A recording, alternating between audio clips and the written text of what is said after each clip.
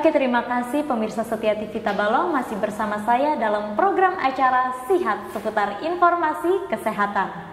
Dan kita akan lanjutkan nih berbincang-bincang dengan Dokter Hari, ya dok ya. Oke, dokter, ngomong-ngomong tentang hasil tadi, hasil pemeriksaan laboratorium. Gimana sih dok interpretasi dari hasil pemeriksaan laboratorium terhadap penderita demam berdarah ini dok? Ya. Iya. Untuk interpretasi hasil pemeriksaan laboratorium ini selain bisa dilakukan oleh keluarga, ya, bapak, ibu, ataupun kakak, semuanya di rumah, bisa juga dilakukan oleh klinisi atau dokter, atau siapa aja. Atau siapa aja bisa. Perawat ya, juga bisa menilai hasil daripada laboratorium ini.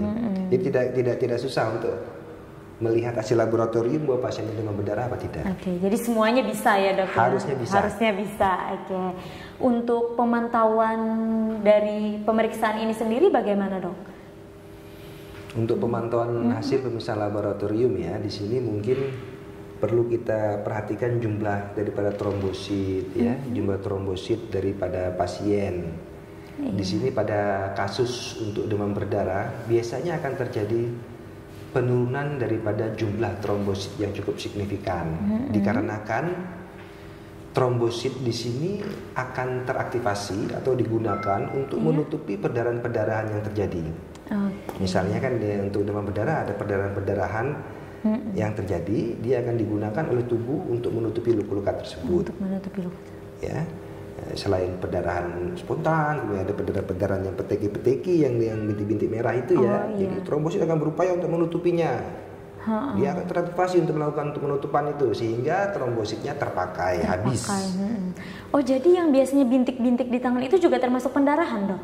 Atau? Ya, kita akan mengenalnya dengan manifestasi perdarahan. Itu peteki. Peteki ya dok ya. Oh, jadi itu termasuk dalam pendarahan ya dok ya? Itu pendarahan. Itu ibarat kata apa namanya itu? Pipa. Pipa tapi bolong-bolong gitu. Nah, trombositnya ini dari dalam air yang di dalamnya kan darah ini dia mencoba untuk menutupi. Jadi trombosit yang beredar di dalam pembuluh darah itu juga akan menurun, terpakai jadi habis dia.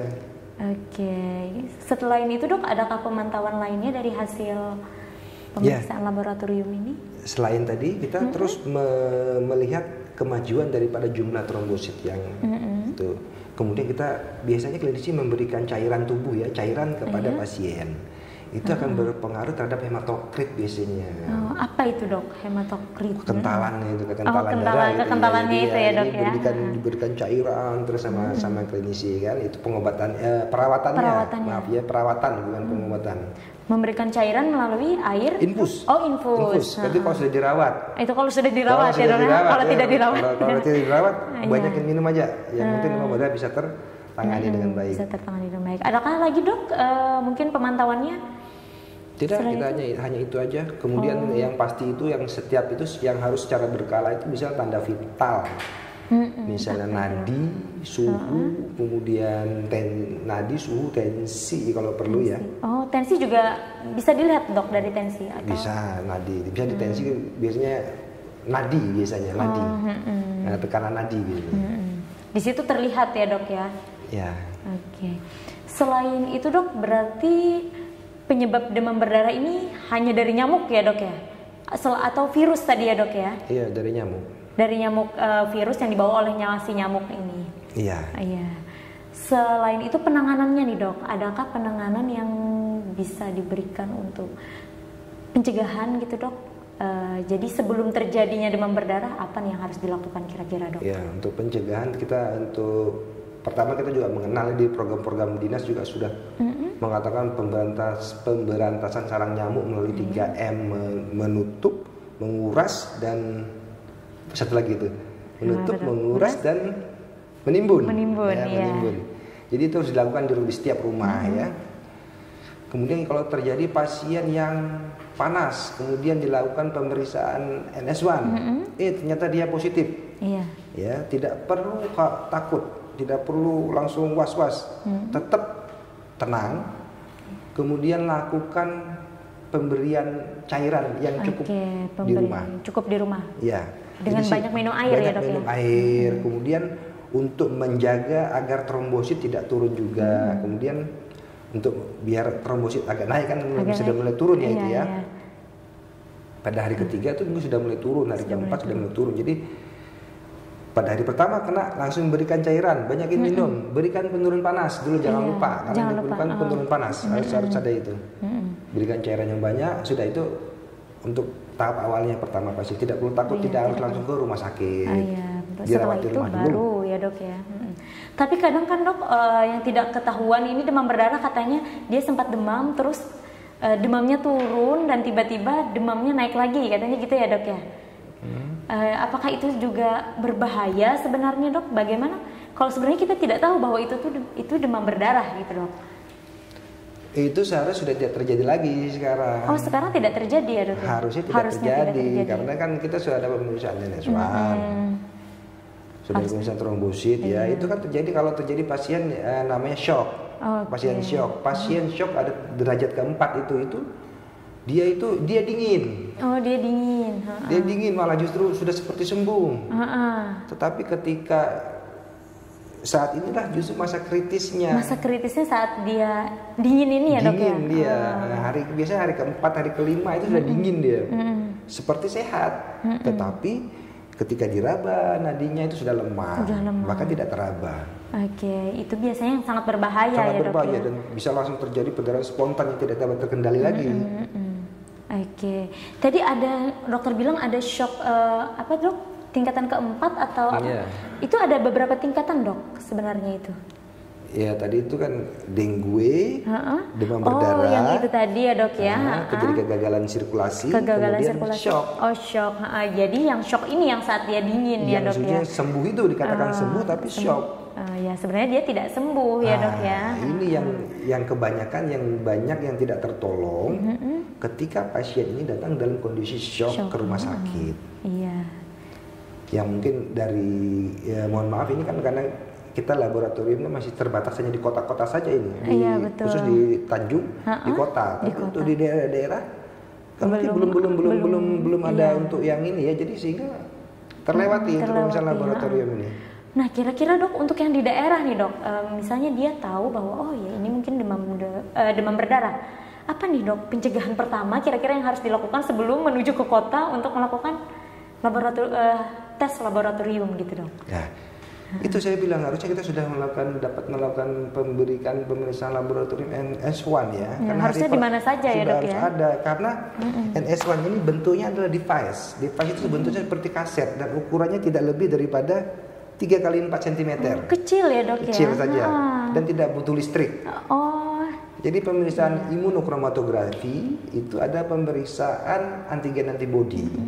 Ya, jadi sudah bentuknya kaset, hanya darah ditaruh, diteteskan di situ, kemudian 20 menit terbaca, selesai. Jadi nggak perlu listrik. Jadi walaupun di daerah terpencil pun sudah bisa menggunakan NS1 ini sebagai parameter untuk pemeriksaan demam berdarah, walaupun tidak ada listrik di sana. Oke, jadi seharusnya semua daerah harusnya punya ya dok ya, dimanapun ya dok ya. Puskesmas terutama di sini ya mungkin ya. Iya, kalau di puskesmas kira-kira apakah bisa melakukan pemeriksaan itu dok? Kalau di daerah kita? Menurutnya mungkin ada ya, mungkin bisa dilakukan itu. Oke, iya. Oke, berbicara tentang, saya pernah dengar nih dok, katanya jus jambu dok bisa membantu untuk menyembuhkan atau mencegah atau merawat gitu pasien demam berdarah, betul atau salah sih dok? Jus jambu ini ya, saya juga pernah gini mbak itu. Jadi saya dari pengalaman kita inilah. Jadi jus jambu ini kan banyak mengandung vitamin C sebenarnya kan, vitamin C. Tapi kita melihat warnanya kok merah gitu kan, kok kayak sel darah gitu kan. Bisa meningkatkan trombosit gitu kan, vitamin C. Kemudian dia dipercaya dapat meningkatkan trombosit dan banyak yang mengamalkan itu. Tapi saya menyarankan di sini ada jambu murni ya, bukan jambu jus yang dibuat dalam bentuk kotak. Oh, jambu murni ya dok ya. Bagusnya yang murni dibuat sendiri, dibuat jus ya kan. Bukan dibeli di toko yang sudah kemasan ya. Mohon maaf ini kan bagusnya yang asli jambu ya. Iya, tapi kemudian, memang itu ya dok ya, ada efeknya dari minum jus jambu ini? Karena kan tidak terukur sebenarnya itu, walaupun ada kemasan tapi kita tidak tahu ukuran dari itu berapa gitu kan. Walaupun ada kadar kalorinya, jus jambunya itu berapa kadarnya, mungkin hanya pewarna aja kan. Jadi yang bagus itu jus jambu buah di jus langsung diminum atau dimakan ya kan. Dan itu memang bagus untuk pasien demam berdarah, Dok? Ya, selain itu juga yang saya pernah tahu ini ya daun pepaya. Oh, daun pepaya juga bagus ya, Dok ya? Iya. Ekstrak daun pepaya. Jadi kan ekstrak daun pepaya ini dapat kita lihat sepertinya dia dapat mempertahankan ini, memperbaiki saluran pembuluh darah gitu nah. Itu jadi dia bisa memperbaiki daripada pembuluh darah yang rusak itu. Pembuluh darah yang rusak gitu, ya Dok ya. Iya. Selain itu, Dok, masih adakah makanan-makanan mungkin yang itu juga yang paling bagus, misalnya itu ada buah kurma. Oh, kurma juga bagus ya, Dok ya. Kurma itu kalau orang sakit kan susah makan nih. Tapi kan orang sakit harus makan. Yang dibutuhkan adalah kalori. Kalori ya. Dari mana dia bisa dapat itu? Kalau kurma kan bagus itu. Kurma itu memiliki unsur murni daripada fruktosa dan sukrosa gulanya ya. Jadi bagus untuk energi pada pasien sakit itu. Jadi tambah sehat. Jadi bukan hanya untuk demam berdarah kurma ini, tapi untuk penyakit-penyakit lainnya juga bagus ya, Dok ya. Kalau dia semakin sehat, energi banyak kan, otomatis tubuh juga menghasilkan antibodi. Oke. Apakah ada, Dok, selain kan itu tadi makanan-makanan ya, Dok ya? Mungkin adakah obat yang herbal mungkin, Dok, yang harus dikonsumsi pasien demam berdarah, atau tidak ada sih sebenarnya gitu, Dok? Kalau ini saya tidak mengatakan itu, tapi kalau saya sendiri tidak menganjurkan ya untuk herbal apa gitu. Kita belum tahu ya, Dok ya, bagaimana. Tidak ada ya, karena yang saya tahu untuk pengobatan demam berdarah tidak bisa diobati. Hanya bisa perawatan tadi ya, Dok ya. Iya, baiklah. Oke, dokter, sepertinya menarik sekali. Kita akan break sebentar ya, Dok ya. Bagaimana pemirsa, menarik sekali bukan? Ternyata banyak sekali cara untuk menangani pasien demam berdarah. Baiklah, jangan kemana-mana, tetap di Sihat seputar informasi kesehatan.